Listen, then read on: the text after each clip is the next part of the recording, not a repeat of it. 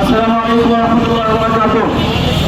সংগ্রামী বন্ধুগণ, আমরা দেখেছি রমজানের দিনে আমেরিকা কর্তৃক ইরানের আয়াতুল্লাহ খোমেনি সহ তার সরকারের গুরুত্বপূর্ণ 5 জন ব্যক্তিকে শহীদ করা হয়েছে।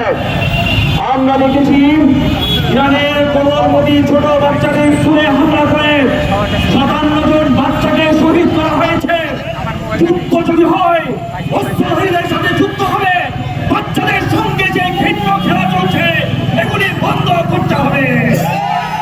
বন্ধুগণ, আমেরিকা সবসময় বিশ্ব মহামারী করে সন্ত্রাসের সমস্ত নজরদারি আমেরিকা এই পর্যন্ত বিশ্বের যত বাচ্চাদের রক্ত তাদের হাতে লেগে আছে, এর জবাব এবার আমেরিকার থেকে আদায় করতে হবে।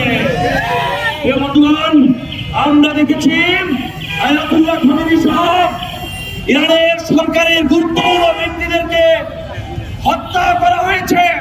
অচিরে ডোনাল্ড ট্রাম্পকে এর জবাব দিতে হবে। আমরা বাংলাদেশ সরকারের নবনির্বাচিত প্রধানমন্ত্রীকে বলতে চাই, আপনি বাংলাদেশের পক্ষ থেকে এই সন্ত্রাসী যুদ্ধ বন্ধের জন্য জাতিসংঘের কাছে আহ্বান জানাবেন।